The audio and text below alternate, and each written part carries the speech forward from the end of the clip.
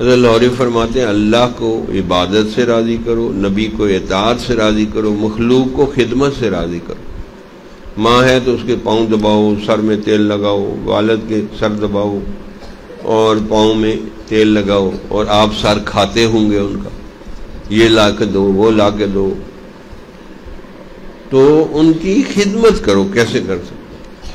پیسے سے خدمت کرو، جسمانی خدمت کرو، تو مخلوق خدمت سے خوش ہوتی ہے۔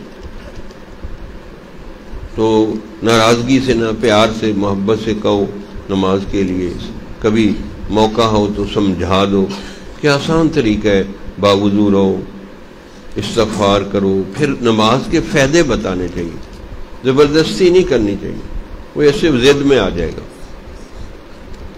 تو فائدے بتاؤ کہ یہ فائدہ، یہ فائدہ، یہ، پھر کہو کہ یہ ٹینشن، ڈپریشن، پریشان یہ نماز نہ پڑھنے کی وجہ سے۔